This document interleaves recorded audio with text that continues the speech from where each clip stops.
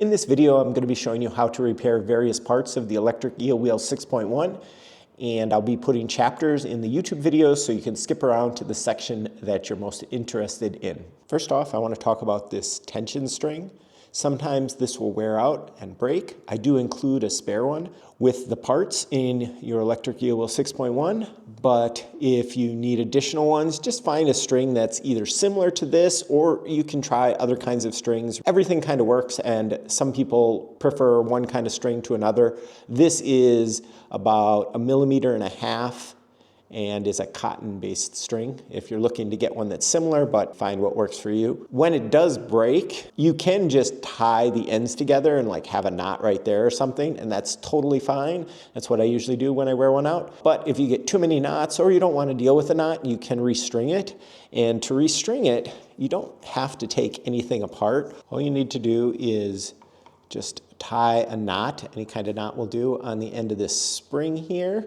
Starts over here attached to the spring. It goes over the bobbin, through that groove, through this notch here. You just put it through there, and then you just get it through this hole. And access to that hole is right in the back there. So then I like to have it go down and wrap around this way on the dial so that as you tighten it, it comes down like that, and it's more aligned with the hole. If you find that your string is breaking a lot, then that usually means that there's a little burr of plastic in this groove. And my recommendation then is to take a little piece of sandpaper and just smooth it out. It's usually along these seam lines, so you can sort of see one right here. And if I rotate it around, there's another one right here. And if you just use the bobbin for a while, those will get smoothed out. But if it's breaking your string a couple of times and you use a little piece of sandpaper to smooth out that little groove, then it will address your problem more quickly. And while this isn't normally necessary, I did want to talk a little bit about removing this dial. If you need to remove the dial or you want to tighten it maybe, the way to do that is there's a screw right here. And it's sort of hard if you're just trying to get the screw, but as long as you have a long enough screwdriver and you have one that fits the Phillips head there well, you can just put it in just like that, and it just sort of sits in the groove, and you can go from this other side, and then I kind of just do the dial with my hand like this, and you will notice that there's a little spring in there, and that helps keep a constant tension on this dial, so you don't want to lose that spring if you ever do take off this dial, or maybe you want to change it out with a 3D printed one to give it a little different bit of color or something. But that's all there is to replacing the screw. You mainly just want to make sure you have a Phillips screwdriver that fits the screw well, and then just sort of snug it up so it's just barely tight, and the spring in there will give it a constant amount of tension. Sometimes people are not sure how these sliding hooks come off the flyer because there's this little piece of plastic, and that's just a cap. You can use a little regular screwdriver if you want. I find that just my fingernail pushes it off pretty easily like that. I also am able to just pull it off, and I do offer files to print these if you need replacements. And then after that, the sliding hook just slides off like this. You will notice that on these sliding hooks there's this little O-ring, and I do ship some extra ones. I also, on my website, have links so you can purchase a replacement O-ring like this, but all you need to do to replace it is get the right sized O-ring, and then it sort of fits into the grooves just like that. And then what you want to do is you want to face the O-ring towards the end of the flyer arm like this.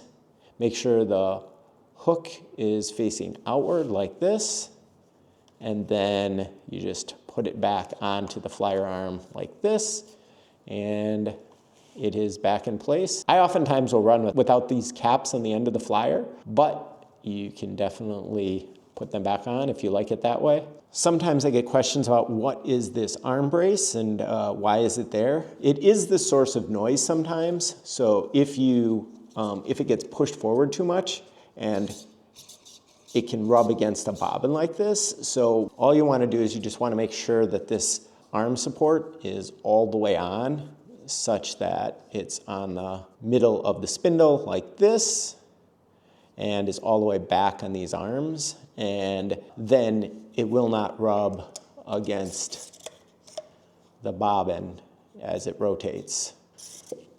You also don't even need to use this arm support unless you're spinning at full speed. Then it makes the firearms a little stiffer and they don't flex as much. So I do recommend it if you like to spin at high speeds, but most people don't spin at full speed on the electric eel wheel 6.1, and in that case, if you want, you can just remove this guide altogether. Sometimes the pulley on the motor, this metal disc, will get loose, and the fix for that is to tighten this set screw. So I have replacements. If you do lose the set screw, I have replacements for that on my website. I have links to Amazon and things. You can get them there very inexpensively, and they typically use this 1.5 millimeter hex or Allen wrench, which I do ship, but again, it's just a standard 1.5 millimeter Allen wrench.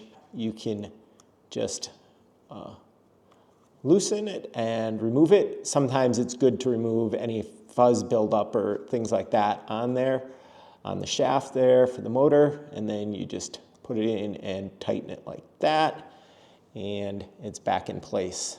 If you want to replace one of these switches, there's two things you would need to do. There are these plastic tabs, one on this side and one on this side. You need to push those in so that the switch can go through. And then the second thing is you need to disconnect it from the circuit board. So first, let's show disconnecting it from the circuit board. What you want to do is you want to put one finger on the plug. So this portion of the plug is connected to the circuit board, and then this part is the plug that goes into, that's connected to the wires. Put your one finger on the portion of the plug that's on the circuit board, and then you want to grab the plug and wires with the other hand, and you're going to pull out with this other hand. So one finger is holding the plug on the circuit board, and the other is on the wires and the plug, and I just pull it out like that. So you can see this is the part that's connected to the circuit board, and here's the wires. So again, it is held in place by these little clips on the plastic housing, so it doesn't come unplugged too easily when you're shipping. So you do have to pull with a little bit of force, but again, you just hold the portion on the circuit board, and then you kind of wiggle and pull with the other hand, and it comes right out. And that works for all of these plugs. But before I get to those, let's talk about removing the rest of the switch. So it's going to push through the circuit board like this. And there's this tab that's right here, and I'm just pushing that tab in. And then once that tab is in, the switch will start to go through the hole like that. So I've got to go back to this other side and push that one through a little bit more. And I come back to this side, and I'm going to push it through a little bit more. So again, I'm just pushing in the tab, and as I push in the tab, the rest of the plug can go through. And then once I've done that, it goes through. So here I'll show a close-up of the switch. So you can see that each side has a little plastic tab. So what you're doing is you're going to, when replacing it, you're going to find the little groove in it like this, and there's a groove on the plastic mold here, and you want to line those up. And pushing it back in is easy because you don't have to worry about those tabs getting pressed back in. You just sort of line it up and push it in, and it just, now it's back in place. If you want to remove the speed dial, there's just a few steps to that. You can use a regular screwdriver and sort of pry behind it and sort of slowly pry it off. But if you've got stronger fingers, you can just grab it and pull it off with your fingers. And then after that, there's this little hex nut on there. And I will typically take that off with a pliers like this, and I just have to get it started. And once it's loose, you can get the rest of it off just with your fingers. Set the little nut aside. There's a little washer on there, and you just sort of push it through. And at that point, you have the little speed dial, and the same as I mentioned with the switch. To remove it, you're going to, from the circuit board, you're going to hold the white portion on the circuit board and just sort of wiggle back and forth, and this switch will come out.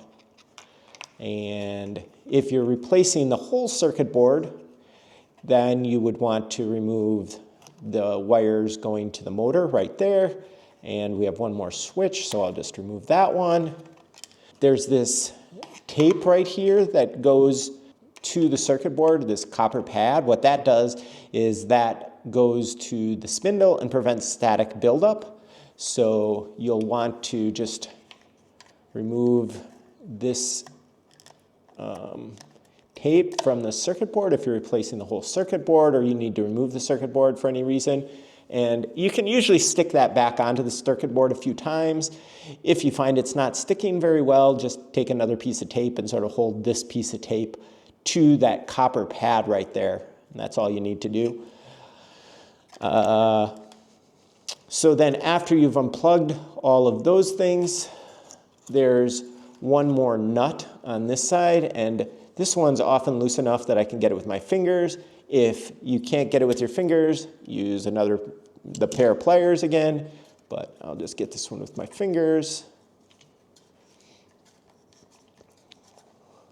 So after you've taken all of those plugs off, you've taken the nut off of here, you can then use a small Phillips screwdriver like this to remove these 3 screws.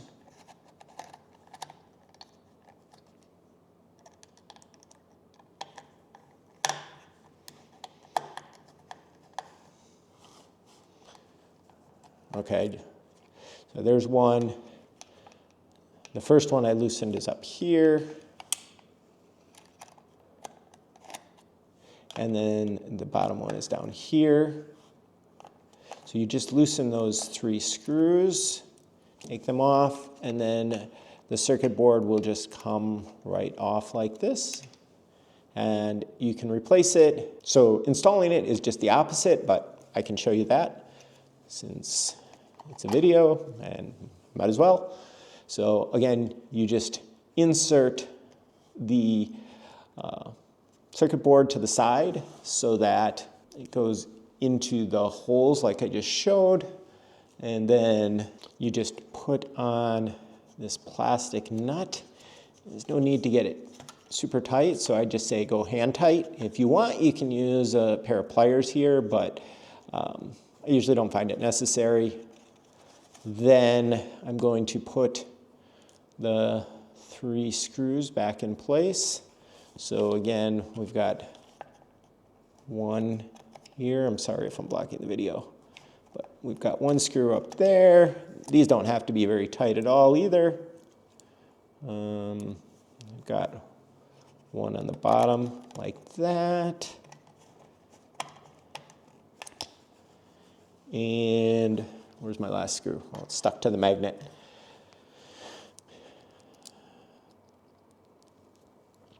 And the last screw goes up here.